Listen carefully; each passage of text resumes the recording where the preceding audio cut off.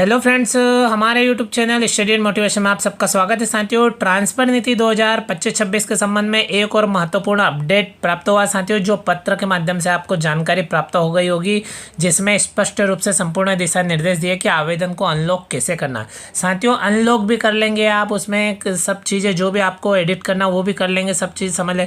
लेकिन साथियों, जो महत्वपूर्ण चीज़ है, जो सावधानी रखनी है, तो साथियों क्या सावधानी रखना है, यदि अनलॉक करना है तो कितनी बार अनलॉक हो सकता है और किस प्रकार से सावधानी रखते हुए अनलॉक करना है, और साथ ही पूरी प्रोसेस साथियों हम इसमें देखने वाले, क्योंकि डीपीआई यानी लोक शिक्षण संचालनालय का पत्र है, जिसके हर बात महत्वपूर्ण होती है साथियों, आप सभी जानते हो। तो एक बार वीडियो को पूरा देख ले, उसके बाद में साथियों आप अपने आवेदन को अनलॉक करें और किस प्रकार की सावधानियों को रखते हुए अनलॉक करें, क्योंकि इसीलिए डीपीआई के द्वारा यह जो पत्र जारी किया गया है, इसमें जो मैनुअल दिया गया है, यानी किस प्रकार से अपने आवेदन को अनलॉक करना, पूरा इसीलिए दिया गया है ताकि किसी भी कर्मचारी साथी के द्वारा जिसका आवेदन पहले लॉक किया गया है और उसमें कई प्रकार की त्रुटि है या किसी भी प्रकार की त्रुटि है जिसको अब सुधार करना है, या फिर अतिशेष में आ गए हैं और किसी कारणवश या त्रुटिवश अतिशेष में आए हैं, तो किस प्रकार से आवेदन को डिलीट कर सकते हैं, इस प्रकार से मैनुअल दिया गया है। तो साथियों आप देख सकते हो, आज दिनांक 19/5/2025 को यह पत्र जारी किया गया है। तो साथियों, ट्रांसफर नीति के संबंध में बहुत ही महत्वपूर्ण पत्र है। तो साथियों आप देख सकते हैं, विषय में स्पष्ट रूप से दिया गया है कि राज्य एवं जिला स्तर के अधिकारी कर्मचारियों की स्थानांतरण नीति,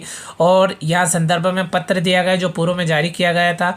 इसी प्रकार साथियों यहाँ पे डिटेल में हम देख लेते हैं ताकि हमें किसी प्रकार से जो डाउट हो वो भी क्लियर हो जाए। तो साथियों आप यहाँ पे देख सकते हैं कि विभागीय पत्र दिनांक 3/5/2025 द्वारा स्थानांतरण नीति 2022 के क्रियान्वयन की समय सारणी जारी की गई है।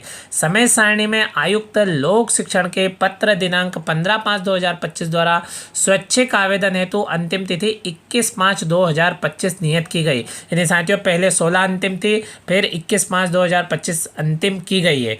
तो साथियों इसी क्रम में आप देख सकते हैं कि किस प्रकार की त्रुटियों के सुधार किया जा सकता है, किस में एडिटिंग किया जा सकता है, यहाँ पे वो जानकारी भी देखने को मिलेगी। तो आगे देख सकते हैं, स्वैच्छिक स्थानांतरण यानी वॉलंटियर ट्रांसफर प्रक्रिया प्रारंभ करने के उपरांत बड़ी संख्या में शिक्षकों द्वारा वर्तमान पदस्थि दिनांक, विषय परिवर्तन, उच्च पद प्रभार के उपरांत से संबंधित प्रविष्टि इत्यादि में सुधार के संबंध में आवेदन प्रस्तुत किए जा रहे हैं।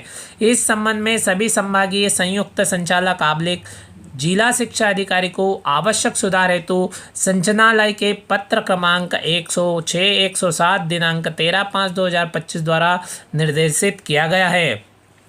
समस्त शिक्षकों को सूचित करें कि वे यदि स्वयं के द्वारा किए गए स्वैच्छिक स्थानांतरण आवेदन में कोई परिवर्तन करना चाहते हैं तो ओटीपी के माध्यम से अपने आवेदन को पुनः अनलॉक कर आवेदन को पूर्णतः डिलीट कर सकते हैं, यानी अनलॉक कर सकते हैं और उसके बाद आवेदन को डिलीट कर सकते हैं। तो साथियों, जो ओटीपी के द्वारा कितनी बार आप अनलॉक कर सकते हैं, किस प्रकार से सावधानी रखनी, वो चीज़ें साथियों हम आगे देखने वाले हैं। तो साथियों आगे दिया गया है कि अथवा संशोधित विकल्प चुनकर पुनः निर्धारित तिथि तक अनलॉक कर सकते हैं, यानी आप यदि डिलीट करना चाहते हैं तो डिलीट भी कर सकते हो, और नहीं तो आप संशोधित का विकल्प चुनकर निर्धारित तिथि के पहले, यानी निर्धारित तिथि जो है 21/5/2025 तक आवेदन को लॉक कर सकते हैं।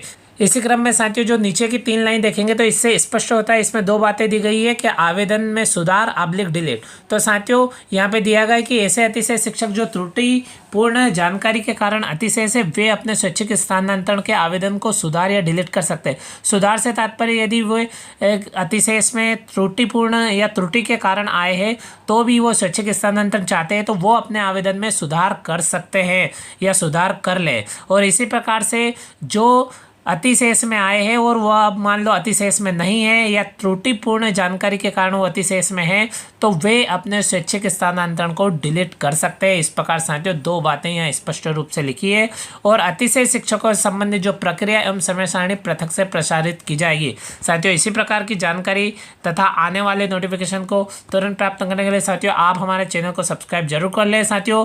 तो इसी क्रम में साथियों हम आगे देखते हैं। तो अनलॉक करने की प्रक्रिया यूजर मैनुअल पत्र के साथ संलग्न है। तो साथियों आप कई प्रकार से उसको ऑनलाइन भी देखते होंगे, लेकिन साथियों जो डीपीआई के द्वारा यूज़र मैनुअल पत्र जारी किया गया उसे देखना अत्यंत आवश्यक है, और उसमें सावधानी दी गई है।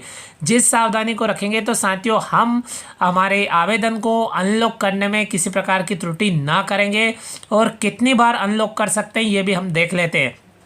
इस प्रकार से संचालक महोदय द्वारा यह पत्र जारी किया गया है साथियों। तो इसी क्रम में साथियों हम देखेंगे तो इसका जो मैनुअल दिया गया है वो आप यहाँ पे देख सकते हो। इसके लिए साथियों आप सभी जानते हो कि एजुकेशन पोर्टल 3.0 ओपन करना होता है और एम्प्लॉय वॉलंटरी ट्रांसफ़र के अनलॉक करने की पूरी प्रोसेस है साथियों। तो जैसे ही हम एजुकेशन पोर्टल पर साथियों हम जाते हैं तो इस प्रकार से लॉगिन पेज आता है, जहाँ पे हम हमारी यूनिक आईडी तथा हमारा पासवर्ड डाल के तथा दिया गया कैप्चा डाल के अनलॉक कर लेते हैं साथियों। पासवर्ड या अनलॉक करने संबंधित वीडियो भी साथियों हमारे यूट्यूब चैनल पर अपलोड है। इसी क्रम में साथियों जब हम अनलॉक कर ले तो इस प्रकार से जो मैनुअल है वो दिखाई देता है। इस प्रकार से होम पेज पहले। दूसरे नंबर पे साथियों हम देखते हैं तो यहाँ पे दिया गया है स्टूडेंट डायरेक्टरी, तीसरे नंबर पे एम्प्लॉय डायरेक्टरी। इस प्रकार साथियों चौथे नंबर पे जो ट्रांसफ़र मैनेजमेंट का ऑप्शन है उसको हमें क्लिक करना है। तो साथियों जब हम इस ऑप्शन को क्लिक करते हैं तो इस ऑप्शन के अंतर्गत भी 5-6 जो ऑप्शन है जो दिखाई देते हैं हमको, उसमें से हमें कौन से पे क्लिक करना है। तो साथियों आप देख सकते हो जो व्यू लॉक लिखा है, यानी जिस ऑप्शन पे साथियों view lock and dropped application लिखा है उस वाले ऑप्शन को हमें क्लिक करना है। उसको क्लिक करेंगे तो साथियों आगे यहाँ पे दिया गया कि लोक सेवक द्वारा किए गए आवेदन को अनलॉक ओटीपी के माध्यम से किया जाएगा। तो साथियों उसको क्लिक करेंगे तो इस प्रकार से साथियों हमारा जो आवेदन है वो यहाँ पे दिखाई देगा। यहाँ पे मैनुअल के रूप में जो दिया गया है इस प्रकार से साथियों आपको दिखाई देगा। वॉलंटियर पर टिक लगा रहेगा और यहाँ पे इस प्रकार साथियों ट्रांसफर रेफरेंस नंबर और जो जानकारी स्टेटस है वो यहाँ पे दिखाई देगा। साथियों अब यहाँ पे बात कर लें तो सेंट ओटीपी फॉर अनलॉक। तो साथियों ओटीपी सेंड करने से पहले बहुत ही महत्वपूर्ण चीज़ है जो सावधानी रखना है साथियों, जिसकी हम बात कर रहे हैं पूरे वीडियो में कि कौन सी सावधानी रखना चाहिए।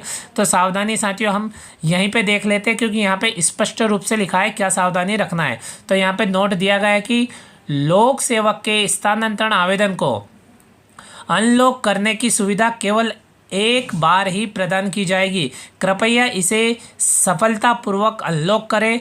अनलॉक करने के उपरांत आवेदन को पूर्णतः हटाया जा सकता है या विकल्पों को अद्यतन यानी संशोधित किया जा सकता है, अपडेट किया जा सकता है। अद्यतन करने के बाद आवेदन को लॉक करना अनिवार्य होगा। तो साथियों जो भी सावधानी हो यहाँ पे स्पष्ट लिखी हुई है और एक महत्वपूर्ण सावधानी यही है कि लोक सेवक के स्थानांतरण आवेदन को अनलॉक करने की सुविधा केवल एक ही बार प्रदान की जाएगी, यानी साथियों केवल एक ही बार प्रदान की जा रही है, इसलिए सावधानी रखें। इस प्रकार साथियों आपको अपने रजिस्टर्ड मोबाइल नंबर पर ओटीपी आएगा और ओटीपी को फिल कर देंगे तो 6 अंकों का ओटीपी प्राप्त होगा। तो साथियों इस प्रकार से ओटीपी आपको प्राप्त होगा जिसे प्रविष्ट करना होगा। जहाँ पे प्रविष्ट करते समय आपको ऊपर लिखा हुआ रहेगा कि आवेदन क्रमांक आप अपनी स्वेच्छा से अनलॉक करना चाहते हैं। आवेदन स्थानांतरण आवेदन प्रक्रिया हेतु अमान्य किया जाएगा। अपनी सहमति देने हेतु ओटीपी प्रविष्ट करें। इस प्रकार साथियों यहाँ पे पढ़ने के बाद में हमें यहाँ पे जो 6 अंकों का ओटीपी प्राप्त होगा हमारे मोबाइल नंबर पर, वह मोबाइल नंबर की लास्ट 4 डिजिट यहाँ पे दिखाई भी देगी और उसका ओटीपी हमें यहाँ पे फिल कर देना है। फिर यहाँ पे अनलॉक एप्लीकेशन वाले ऑप्शन पे क्लिक करना है। जैसे हम इस पर क्लिक करेंगे साथियों तो जो आपका आवेदन है वो अनलॉक हो जाएगा और इस प्रकार से आपको टॉपअप मैसेज आ जाएगा। स्पष्ट रूप से साथियों यहाँ पे लिखा हुआ है। साथियों ये पूरा मैनुअल बताना इसीलिए आवश्यक है साथियों क्योंकि आपको पीडीएफ के माध्यम से भी मिल गया होगा, लेकिन साथियों इसमें जो सावधानी दी गई उन सावधानियों को ध्यान रखते हुए हमको केवल एक ही बार अनलॉक करने का मौका मिल रहा है। तो साथियों सावधानी रखते हुए हम किस प्रकार से अद्यतन कर सकते हैं इन सब चीज़ों को जान ले, उसके बाद में अनलॉक करें। और इस प्रकार साथियों ओटीपी सबमिट करने के बाद में your transfer application has been unlocked successfully का मैसेज आ जाएगा और उसके बाद में साथियों आप अपने जो वॉलेंटरी ट्रांसफ़र का जो आवेदन है उसको संशोधित या डिलीट कर सकते हैं या सुधार कर सकते हैं। साथियों इसी प्रकार की जानकारी और न्यू अपडेट साथियों हम आपके लिए समय समय पर लाते रहते हैं। तो साथियों आप हमारे यूट्यूब चैनल स्टूडेंट मोटिवेशन को तुरंत सब्सक्राइब करें तथा वीडियो अपने दोस्तों के साथ अधिक से अधिक शेयर करें ताकि सावधानी रख के अपने आवेदन को अनलॉक करें और ये भी जान ले कि आवेदन अनलॉक करने के लिए जो मौका मिलेगा वो कितनी बार मिलना है। तो इसमें स्पष्ट दिया गया है कि आवेदन अनलॉक करने की सुविधा केवल एक ही बार प्रदान की जाएगी। साथियों इसी प्रकार की जानकारी और न्यू अपडेट के साथ में अगले वीडियो में फिर मिलते हैं। Thank you friends.